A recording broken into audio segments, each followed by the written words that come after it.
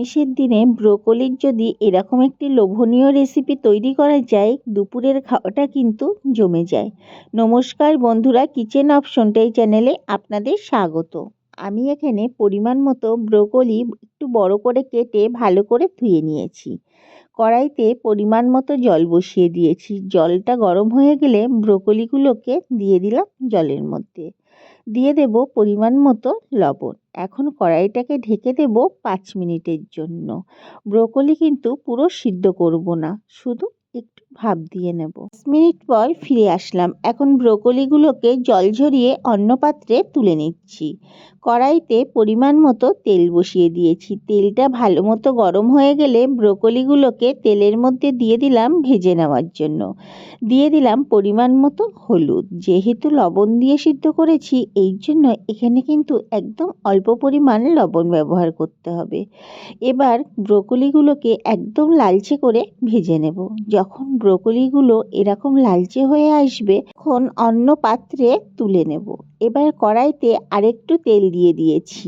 তেলটা আবারও ভালো মতো গরম হয়ে গেলে কয়েক টুকরো আলু দিয়ে দিলাম তেলের মধ্যে। দিয়ে দেব পরিমাণ মতো লবণ এবং পরিমাণ মতো হলুদ।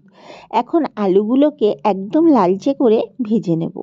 আলুগুলো ভাজার সময় কিন্তু গ্যাসের ফ্লেমটাকে মিডিয়ামে রেখে ভাজতে হবে, যাতে ভাজার সময় আলুগুলো 50% মতো নরম হয়ে যায়।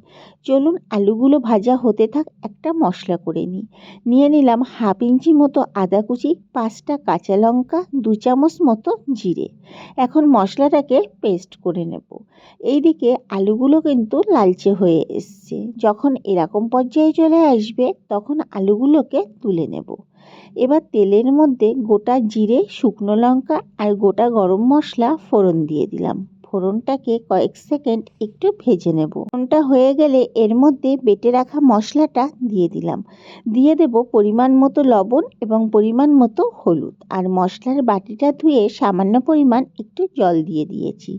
এইদিকে মশলাটা হতে থাক। চলুন অন্য একটা মশলা করে নিই। মিক্সি বাটির মধ্যে নিয়ে নিয়েছি একটা টমেটো, কয়েকটা কিশমিশ, ওই 12 থেকে 14টা নিয়েছি, 2 চামচ পোস্ত আর কয়েকটা কাজু বাদাম। এবার এই মশলাটাকেও পেস্ট করে নেব। এদিকে আদা জিরে বাটাটা থেকে কিন্তু তেল ছেড়ে দিয়েছে আর জলটাও শুকিয়ে গেছে। যখন এরকম পর্যায়ে চলে আসবে, তখন এর মধ্যে টমেটো, কাজু, কিশমিশ আর পোস্তের যে পেস্টটা করলাম, সেই মশলাটা দিয়ে দেব। এর মধ্যে দিয়ে দেব পরিমাণ মতো কাশ্মীরি লঙ্কার গুঁড়ো, একটু কালারের জন্য ব্যবহার করেছি। এখন মশলাটাকে বেশ ভালো করে কষে নিতে হবে, যতক্ষণ না মশলা থেকে ভালোভাবে তেল ছেড়ে না যায়। আমি এখানে 3 থেকে 4 মিনিট ধরে মশলাটাকে কষে নিয়েছিলাম। সামান্য জল দিয়ে দিয়ে কিন্তু কষাতে হবে। 3 থেকে 4 মিনিট পর ভেজে রাখা আলুগুলোকে এর মধ্যে দিয়ে আরও 2 থেকে 3 মিনিট কষিয়ে নিতে হবে। যেহেতু বাদাম দেওয়া, মশলা কিন্তু খুব তাড়াতাড়ি ঘন হয়ে যাবে। এই জন্য অল্প অল্প জল দিয়ে মশলাটাকে কষিয়ে নিতে হবে।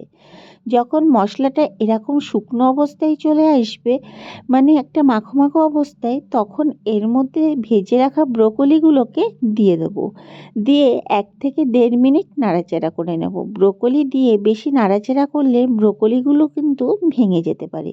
এই জন্যই 1 থেকে 1.5 মিনিট নাড়াচাড়া করে নিচ্ছি। 1 থেকে 1.5 মিনিট পর যখন এরকম পর্যায়ে আসবে, তখন দিয়ে দেব পরিমাণ মতো জল। দিয়ে দিলাম সামান্য পরিমাণ মিষ্টি। মিষ্টিটা আপনারা আপনাদের প্রয়োজন মতো ব্যবহার করবেন। এবার 5 মিনিট কড়াইটাকে ঢেকে ফুটিয়ে নিয়েছিলাম। 5 মিনিট পর ফিরে আসলাম। এবার দেখে নেব আলুটা সিদ্ধ হয়েছে কিনা। আমার এখানে আলু কিন্তু সুন্দর সিদ্ধ হয়ে গেছে। নামানোর আগে দিয়ে দেব হাফ চামচ মতো ঘি। এই ঘিটা ব্যবহার করাতে স্বাদটা কিন্তু অনেকটাই বাড়িয়ে দেয়। তৈরি হয়ে গেল নিরামিষের দিনে দারুণ স্বাদের ব্রোকলি আলুর তরকারি। এইভাবে একদিন বাড়িতে তৈরি করে দেখতে পারেন। যারা ব্রোকলি খেতে পছন্দ করেন না, তারাও এই রেসিপিটি এইভাবে করলে চেটেপুটে খাবেন। আর ভিডিওটি ভালো লাগলে আমার চ্যানেলটিকে সাবস্ক্রাইব আর ফেসবুক পেজ থেকে যদি দেখে থাকেন, পেজটিকে ফলো করে দেওয়ার অনুরোধ রইল। দেখা হচ্ছে নতুন একটি ভিডিওতে।